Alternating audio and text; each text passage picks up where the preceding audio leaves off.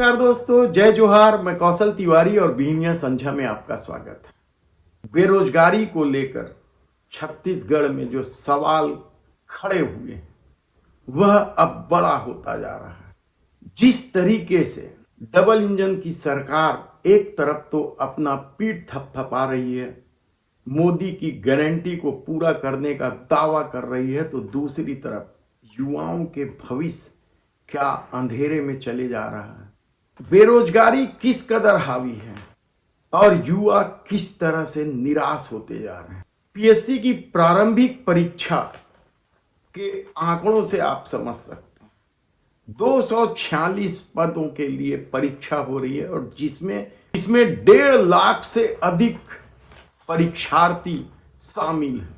इससे आप अंदाजा लगा सकते हैं कि छत्तीसगढ़ में बेरोजगारी की क्या स्थिति है। और शायद यही वजह है कि विधानसभा चुनाव में बेरोजगारी बड़ा मुद्दा था और इसके चलते ही भारतीय जनता पार्टी ने विधानसभा चुनाव में 57,000 शिक्षकों की भर्ती की गारंटी दी थी, मोदी की गारंटी। और लोकसभा चुनाव के पहले विधानसभा में भी यह बताने की कोशिश की गई थी कि 33,000 शिक्षकों की हम नियुक्ति कर रहे हैं और बजट आ चुका है। लेकिन इसके बाद क्या हुआ किसी को नहीं मालूम। शिक्षकों की भर्ती की बात तो छोड़िए, जिन लोगों का अधिकार था डीएड अभ्यर्थियों को नौकरी देने का, सुप्रीम कोर्ट से जीत कर वे आए थे, लेकिन उन्हें भी अभी तक नौकरी नहीं दी गई है। और दूसरी तरफ सरकार के नियमानुसार परीक्षा देकर मेरिट में आने वाले बीएड सहायक शिक्षकों को नौकरी से निकाला गया। 2,900 शिक्षकों की नौकरी चली गई, उन्हें बर्खास्त कर दिया गया।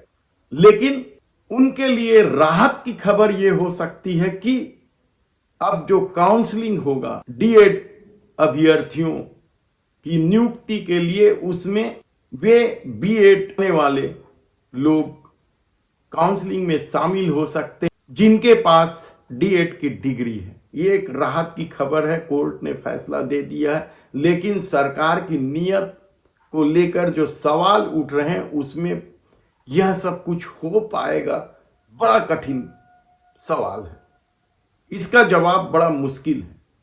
तब ऐसे में नगर सरकार और ग्राम सरकार को लेकर जो चुनाव आचार संहिता जारी होने के बाद बीएड सहायक शिक्षक अपने अपने घर लौट गए थे, वे आंदोलनरत थे। उनकी क्या स्थिति यह सुनकर आप परेशान हो जाएंगे, चौंक जाएंगे।